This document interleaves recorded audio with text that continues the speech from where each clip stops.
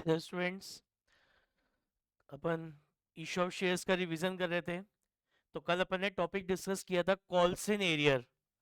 ना आज के लेक्चर में अपन टॉपिक डिस्कस करेंगे कॉल्स इन एडवांस, कि कॉल्स इन एडवांस क्या होती है और उस कॉल्स इन एडवांस की कंपनी की बुक्स में कैसे अकाउंटिंग की जाती है, वो अपन आज के लेक्चर में डिस्कस करेंगे। तो देखिए, कॉल्स इन एडवांस होता क्या है। What is calls in advance?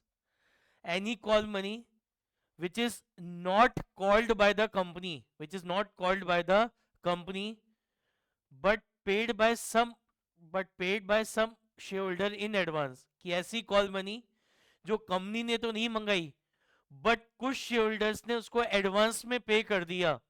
तो उस वो जो एडवांस मनी आपको रिसीव हो गया, वो आपका क्या कहलाता है? कॉल्स इन एडवांस मनी कहलाता है। तो any call money which is not called by the company but it is paid by the sum of the share in advance, तो वो आपका क्या कहलाएगा? कॉल्स इन एडवांस मनी कहलाएगा। ऐसी कॉल मनी जो कंपनी ने तो कॉल्ड नहीं करी, कंपनी ने तो नहीं बोला अपने शेयरहोल्डर्स को डिपॉजिट कराने के लिए, बट कुछ शेयरहोल्डर्स ने उसको क्या करा? एडवांस में डिपॉजिट करा दिया। तो उसको हम क्या बोलते हैं? कॉल्स इन एडवांस मनी बोलते हैं। तो देखिए क्या लिखा है। Any call money, any call money which has not been due by the company but paid in advance by a shareholder, लेकिन कुछ शेयरहोल्डर ने क्या करा? उसको एडवांस में पे कर दिया। तो वो आपका क्या कहलाता है? कॉल्स इन एडवांस मनी कहलाता है। क्या कहलाएगा? कॉल्स इन एडवांस मनी कहलाएगा। अब बात आती है इसका अकाउंटिंग ट्रीटमेंट कैसे किया जाता है। कॉल्स इन एडवांस का हम अकाउंटिंग ट्रीटमेंट कैसे करते हैं? तो कॉल्स इन एडवांस का अकाउंटिंग ट्रीटमेंट कैसे होगा? सबसे पहली एंट्री पास करेंगे जब कॉल्स इन एडवांस मनी आपको रिसीव होगी। यानी कि शेयर होल्डर है, उसने सपोज करो फर्स्ट कॉल का पैसा eight the time of allotment, उसने अलॉटमेंट के समय क्या करा? अपनी फर्स्ट और सेकंड कॉल का अमाउंट क्या करा? डिपॉजिट कर दिया एडवांस में at the time of allotment. तो calls in advance money receive करने की एंट्री क्या होगी? एंट्री होगी बैंक अकाउंट डेबिट। तो कॉल्स इन ये कॉल मनी रिसीव हो रहा है एडवांस में, तो इससे कंपनी का बैंक बैलेंस इंक्रीज होगा। बैंक बैलेंस आपका असेट है, और असेट की वैल्यू जब इंक्रीज होती है तो उसको करते हैं डेबिट। तो आपका बैंक अकाउंट तो हो जाएगा डेबिट। और ये जो कॉल्स इन एडवांस है, ये आपकी लाइबिलिटी है। ये कॉल्स इन एडवांस आपकी क्या होती है? लाइबिलिटी होती है, क्योंकि कॉल मनी आपको एडवांस में रिसीव हो गया, तो ये आपकी लाइबिलिटी है। और बिजनेस में जब कोई लाइबिलिटी इंक्रीज होती है तो उसको करते हैं हम क्या? क्रेडिट। तो कॉल्स इन एडवांस अकाउंट हो जाएगा क्या? क्रेडिट। तो इस calls in advance account open करने से हमें ये पता रहेगा कि इस कॉल ये अमाउंट हमें कॉल का एडवांस में क्या हुआ है? रिसीव हो चुका है। राइट। नेक्स्ट एंट्री करेंगे कॉल मनी को ड्यू करने की। कॉल मनी को ड्यू करने की, तो फुल अमाउंट से ड्यू करेंगे। एंट्री हो जाएगी share call account debit to share capital. क्या बताया था? सपोज करो फर्स्ट कॉल को ड्यू कर रहे हैं, तो एंट्री क्या होगी? Share first call account debit. तो शेयर फर्स्ट कॉल क्या है? शेयर फर्स्ट कॉल अकाउंट क्या है? It is a representative personal account. किसको रिप्रेजेंट कर रहा है? शोल्डर्स को रिप्रेजेंट कर रहा है। तो कंपनी ने सारे शोल्डर को अपनी बुक्स में अपना डेटर बनाया, और कॉल मनी मंगा रहे हैं, कॉल मनी कॉल्ड कर रहे हैं, तो इससे कंपनी की शेयर कैपिटल इंक्रीज होगी। कैपिटल लाइबिलिटी है, और लाइबिलिटी जब इंक्रीज होती है तो उसको करते हैं क्रेडिट। तो शेयर कैपिटल अकाउंट हो जाएगा क्या? क्रेडिट। अब जब ये कॉल मनी रिसीव करेंगे तो दो काम करेंगे, कि आपके जो टोटल शेयर होल्डर थे उनमें से कुछ शेयर होल्डर ने तो इस कॉल का पैसा एडवांस में डिपॉजिट करा दिया। तो एक तो जो रिमेनिंग शेयर होल्डर है उनसे कॉल मनी रिसीव करेंगे, उनसे कॉल मनी रिसीव करेंगे। और सेकंड, ये जो कॉल्स इन एडवांस अकाउंट आपने ओपन करा है उसको हम क्लोज कर देंगे, क्योंकि अब इसको हमें याद रखने की जरूरत नहीं है कि ये पैसा एडवांस आ चुका है, क्योंकि अब इसको हम क्या कर रहे हैं? यहाँ पे एडजस्ट कर रहे हैं। तो अब यहाँ पे दो काम करने हैं। रिमेनिंग शेयर होल्डर से कॉल मनी रिसीव करना है, और प्लस ये जो कॉल्स इन एडवांस है इसको क्या करना है? एडजस्ट करना है। तो क्या एंट्री पास होगी? रिमेनिंग शेयर होल्डर से अमाउंट रिसीव हो रहा है कॉल का, तो बैंक अकाउंट डेबिट। ये कॉल्स इन एडवांस अकाउंट को अब क्लोज करना है, क्योंकि ये कॉल अब आपको रिसीव हो चुकी है। तो इस कॉल्स इन एडवांस अकाउंट को यहाँ क्रेडिट किया था, तो उसको क्लोज करने के लिए कॉल्स इन एडवांस अकाउंट कर देंगे debit to share call account. तो समझ में आ गया? तो जब कॉल मनी रिसीव होगी तो एंट्री करेंगे bank account debit to calls in advance. ठीक है ना? उसके बाद जब कॉल मनी ड्यू होगा तो फुल अमाउंट से ड्यू करेंगे, एंट्री होगी share call to share capital. और फिर जब ये कॉल मनी रिसीव होगा तो जो रिमेनिंग शेयर होल्डर है एक तो उनसे कॉल मनी रिसीव करेंगे, प्लस इस कॉल्स इन एडवांस अकाउंट को एडजस्ट करेंगे, क्लोज करेंगे।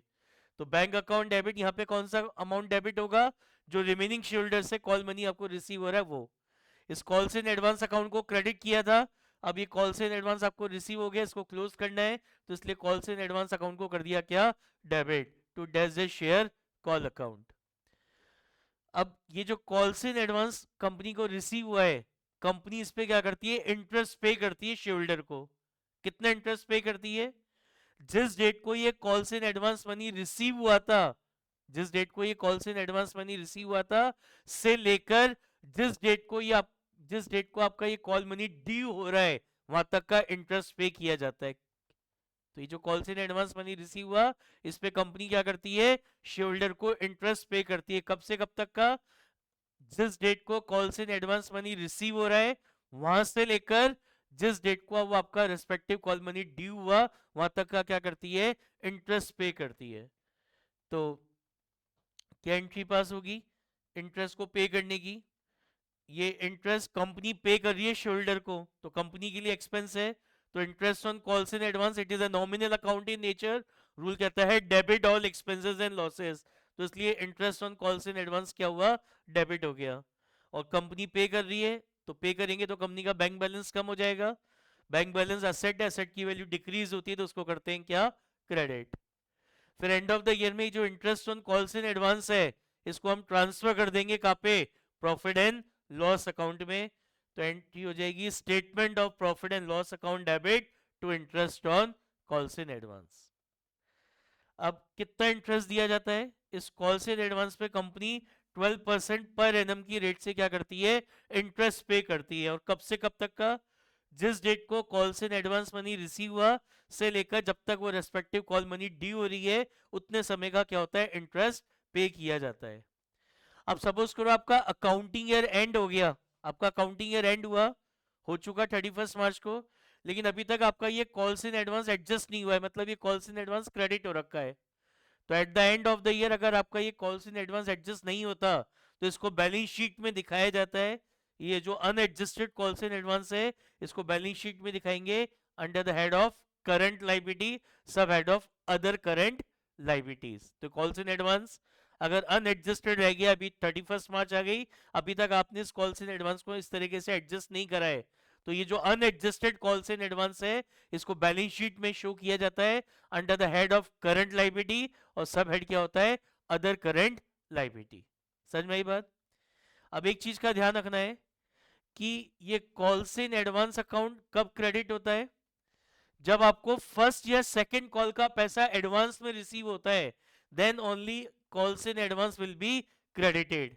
मेरा कहने का मतलब यह है कि अगर आपको at the time of application अगर अलॉटमेंट मनी एडवांस में रिसीव हो गया है, at the time of application, application money receive करते समय किसी शोल्डर ने अलॉटमेंट का अमाउंट भी पे कर दिया एडवांस में, तो ये जो अलॉटमेंट मनी आपको एडवांस में रिसीव होता है इसके लिए calls in advance account credit नहीं किया जाता। अगर आपको अलॉटमेंट मनी एडवांस में रिसीव हुआ है तो उसकी आप एंट्री यही करेंगे, बैंक टू शेयर अलॉटमेंट। उसके लिए आप ये एंट्री पास नहीं करेंगे, bank account debit to calls in advance. तो ये कॉल्स इन एडवांस अकाउंट कब क्रेडिट होगा? जब आपको फर्स्ट या सेकंड कॉल का पैसा एडवांस में रिसीव होगा, then only the calls in advance account will be credited. यानी अगर आपको अलॉटमेंट मनी एडवांस में रिसीव हो गया है तो उसके लिए टू शेयर अलॉटमेंट अकाउंट ही आप क्या करेंगे? क्रेडिट करेंगे। उसके लिए calls in advance account credit नहीं होगा। समझ में आई बात? चलिए इसका एक क्वेश्चन करते हैं अपन। देखिए क्या कह रहा है question. X limited issue 10,000 share ₹10 each. कह रहा है कंपनी है जो अपने 10,000 शेयर इशू कर रही है ₹10 ईच के, तो 10 का शेयर 10 में इशू हो रहा है, मतलब इशू एट पार हो गया। कैसे मंगा रहे हैं? एप्लीकेशन में मंगा रहे हैं कितने? ₹4, और ये आपको 1 अप्रैल से 15 अप्रैल के बीच डिपॉजिट कराना है। ऐसे अलॉटमेंट में मंगा रहे हैं ₹3, ये आपको 1 मई से 15 मई के बीच डिपॉजिट कराना है। ऐसी फर्स्ट कॉल पे मंगा रहे हैं ₹2, ये आपको 1 जून से 15 जून के बीच डिपॉजिट करानी है। ऐसे सेकंड कॉल पे मंगा रहे ₹1, ये आपको 1 जुलाई से 15 जुलाई के बीच डिपॉजिट कराना है। क्या कह रहा है? 10,000 एप्लीकेशन रिसीव हो रही है, तो 10,000 शेयर इश्यू करने थे, 10,000 एप्लीकेशन रिसीव हो गई, तो ये क्या कहलाएगा? इक्वल सब्सक्रिप्शन कहलाएगा। कह रहा है x a share holding 500 share. कह रहा है एक शेयर था एक्स, जिसको हमने 500 शेयर्स अलॉट करे थे, कह रहा है paid first and second call money with allotment. उसने फर्स्ट और सेकंड कॉल का पैसा क्या करा, अलॉटमेंट के समय क्या करा, डिपॉजिट करा दिया। उसने फर्स्ट और सेकंड कॉल का अमाउंट, ये फर्स्ट कॉल के 2 रुपीज, सेकंड कॉल का 1 रुपीज, 3 रुपीज, जब अलॉटमेंट मनी जमा कराया था तो उसी समय ये फर्स्ट और सेकंड कॉल का अमाउंट भी क्या करा, डिपॉजिट करा दिया। अब अपन को इसकी एंट्री करनी है in the books of company. Company की बुक्स में हमको इसकी जर्नल एंट्रीज पास करनी है। तो सबसे पहली एंट्री पास करेंगे on the last date of application money receive, that is on 15 April. काय की एंट्री पास होगी, एप्लीकेशन मनी रिसीव करने की। तो 15 अप्रैल को एंट्री होगी bank account debit 10,000 into 4 to share application account 10,000 into 4। ये फर्स्ट एंट्री पास हो गई एप्लीकेशन मनी रिसीव करने की। सेकेंड एंट्री काय की पास करेंगे, शेयर्स को अलॉट करने की। तो शेयर्स को अलॉट करने की एंट्री हो जाएगी, share application account debit 10,000 into 4 to share capital account 10,000 into 4। तो ये एंट्री होगी काय की, शेयर्स को अलॉट करने की। फिर नेक्स्ट एंट्री करेंगे 1 मई को काय की, अलॉटमेंट मनी ड्यू करने की, अलॉटमेंट मनी ड्यू करने की। तो एंट्री हो जाएगी share allotment account debit 10,000 into 3 to share capital account 10,000 into 3 to share capital account 10,000 into 3। काय की एंट्री हो गई, अलॉटमेंट मनी ड्यू करने की है, अलॉटमेंट मनी कॉल्ड करने की, किससे, शेयर होल्डर्स से। अब नेक्स्ट एंट्री करेंगे 15 मई को, date is on the last date of allotment money receive. तब यहाँ पे क्या होगा, दो चीजें होंगी। एक तो 15 मई को आप अपने 10,000 शेयर होल्डर से ये अलॉटमेंट मनी रिसीव करेंगे ₹3 पर शेयर, और आपका एक शेयर होल्डर था एक्स जिसको आपने 500 शेयर्स अलॉट करे थे, उसने अपनी फर्स्ट और सेकंड कॉल का अमाउंट भी कह रहा है अलॉटमेंट के साथ ही क्या करा है, डिपॉजिट करा दिया है।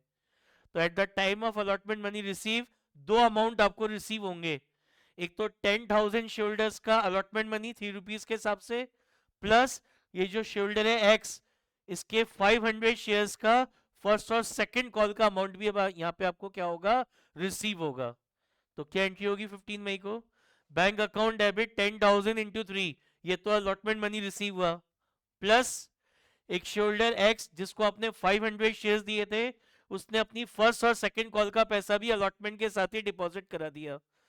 तो फर्स्ट कॉल कितने का है, 2 का, सेकंड कॉल कितने का है, 1 का, तो 3 रुपीज इसने यहाँ पे फर्स्ट कॉल के साथ ही डिपॉजिट करा दिए। तो 500 इंटू 3, ये फर्स्ट और सेकंड कॉल भी आपको एडवांस में रिसीव हो गया। To share allotment, allotment money कितना है 10,000 इंटू 3, और टू कॉल्स इन एडवांस, तो ये आपको calls in advance money receive हो गया 500 इंटू 3। बताओ ये एंट्री समझ में आई क्या, कि अपन ने ये एंट्री काय की पास करी, अलॉटमेंट मनी रिसीव करने की। और क्या कह रहा था, एक शोल्डर है एक्स जिसको हमने 500 शेयर्स अलॉट करें, उसने अपनी फर्स्ट और second amount, first and second call का पैसा भी अलॉटमेंट के साथ ही डिपॉजिट करा दिया। ठीक है, तो एंट्री होगी बैंक अकाउंट डेबिट 10,000 इंटू 3, ये अमाउंट तो काय का रिसीव हुआ, अलॉटमेंट का, और एक्स जिसको 500 शेयर्स दिए थे, उसने ये फर्स्ट और सेकंड कॉल के 3 रुपीज भी अलॉटमेंट के समय डिपॉजिट करा दिए। तो 500 इंटू 3, ये आपको अलॉटमेंट, ये अलॉटमेंट पे फर्स्ट और सेकंड कॉल एडवांस में रिसीव हो गया। टू शेयर अलॉटमेंट, इसमें अलॉटमेंट का अमाउंट क्रेडिट कर दिया, और टू कॉल्स इन एडवांस, इसमें जो कॉल्स इन एडवांस आया था वो अमाउंट क्या हो गया, क्रेडिट हो गया। राइट, नाउ नेक्स्ट एंट्री हम पास करेंगे काय की, 1 जून को, 1 जून को एंट्री पास करेंगे काय की, फर्स्ट कॉल को ड्यू करने की। एंट्री होगी share first call account debit, full amount से ड्यू होगा ये, तो share first call account debit 10,000 into 2। अब फर्स्ट कॉल का अमाउंट मंगा रहे हैं तो कंपनी की शेयर कैपिटल इंक्रीज होगी, कैपिटल लाइबिलिटी है और लाइबिलिटी जब इंक्रीज होती है तो करते हैं क्रेडिट, तो to share capital account 10,000 into 2। Next entry pass करेंगे 15 जून को काय की, फर्स्ट कॉल को रिसीव करने की। तो आपने 10,000 शेयर्स इशू करे थे, आउट ऑफ 10,000 आपका एक शेयर होल्डर था एक्स जिसको आपने 500 शेयर्स दिए थे, वो ऑलरेडी पहले ही फर्स्ट कॉल का अमाउंट पे कर चुका है, तो अब दोबारा नहीं करेगा। तो फर्स्ट कॉल अब आपको रिसीव होगा रिमेनिंग 9,500 शेयर होल्डर से, रिमेनिंग 9,500 शेयर होल्डर से। तो यहाँ पे आपको दो काम करने हैं, 9,500 शेयर होल्डर से तो क्या करना है, फर्स्ट कॉल मनी रिसीव करना है, और प्लस फर्स्ट कॉल का ही जो कॉल्स इन एडवांस है इसको आपको क्या करना है, एडजस्ट करना है। तो क्या एंट्री पास होगी, बैंक अकाउंट डेबिट 9500 इंटू 2, समझ में आ गया, 9500, 10,000 शेयरहोल्डर्स थे, उनमें से 500 शेयरहोल्डर ऑलरेडी पहले ही फर्स्ट कॉल का अमाउंट दे चुके हैं, तो अब आपको फर्स्ट कॉल किससे मिलेगी, 9500 शेयरहोल्डर्स से मिलेगी। तो बैंक अकाउंट डेबिट 9500 इंटू 2। अब आपको इन 500 शेयर्स का 500 इंटू 2 के हिसाब से इन 500 शेयर्स का ये जो calls in advance money receive हुआ था इसको एडजस्ट करना है, इसको क्लोज करना है। तो इसको क्लोज करने के लिए calls in advance account debit हो जाएगा 500 into 2 to share first call account 10,000 into 2। ये 500 इंटू 3 था, तो इसके अंदर तो फर्स्ट और सेकंड कॉल दोनों है ना, तो अभी अपन ने फर्स्ट कॉल को एडजस्ट करा है। यहाँ पे इस कॉल्स इन एडवांस में किसको एडजस्ट करा है, जो फर्स्ट कॉल के 2 रुपीज हैं उसको एडजस्ट करा है। समझ में आ गई बात। नेक्स्ट एंट्री करेंगे 1 जुलाई को, काई की एंट्री पास होगी 1 जुलाई को, सेकंड कॉल मनी को ड्यू करने की। तो एंट्री होगी share second call account debit 10,000 into 1 to share capital account 10,000 into 1। अब क्या हुआ, वापस वही कि आपके जो टोटल 10,000 शेयर्स थे, आउट ऑफ 10,000 एक्स एक शेयर होल्डर है जिसको हमने 500 शेयर्स अलॉट किए थे, वो ऑलरेडी अपना सेकंड कॉल का पैसा अलॉटमेंट के समय पे कर चुका है। यानी अब आपको सेकंड कॉल का अमाउंट किससे रिसीव होगा, जो रिमेनिंग 9,500 शेयर होल्डर है इनसे रिसीव होगा। ठीक है ना। तो 9,500 शेयर होल्डर से सेकंड कॉल मनी रिसीव करेंगे, प्लस ये जो एडवांस रिसीव हुआ था, ये 500 इंटू 1 यहाँ पे जो आपको एडवांस रिसीव हुआ था सेकंड कॉल, इसको आप यहाँ पे क्या करोगे, एडजस्ट करोगे। तो एंट्री पास हो जाएगी बैंक अकाउंट डेबिट 9,500 इंटू 1। ये कॉल से एडवांस अकाउंट क्रेडिट हो रखा है, इसको क्लोज करेंगे। तो क्लोज करने के लिए डेबिट करेंगे, कॉल से advance account debit 500 into 1 to share second call 10,000 into 1 to share second call 10,000 into 1। बताइए बात समझ में आई क्या। तो ये हमारा टॉपिक था कॉल्स इन एडवांस। अब कल के लेक्चर में अपन पढ़ेंगे ओवर सब्सक्रिप्शन, कि ओवर सब्सक्रिप्शन क्या होता है, जब पैसा इंस्टॉलमेंट में मंगाया जाता है और ओवर सब्सक्रिप्शन हो जाए तो उस केस में उसका क्या एडजस्टमेंट होता है, कैसे उसकी अकाउंटिंग की जाती है। तो कल के लेक्चर में अपन क्या करेंगे, उसको डिस्कस करेंगे। तो कल का लेक्चर जैसे ही अपलोड हो उसका आपको नोटिफिकेशन मिल जाए, तो आप चैनल को सब्सक्राइब कर लीजिए और प्लस बेल आइकन भी दबा दीजिए, ताकि आपको तुरंत पता लग जाए जैसे नेक्स्ट लेक्चर अपलोड हो। ओके, चलिए, all the best, good luck for the exams. Okay.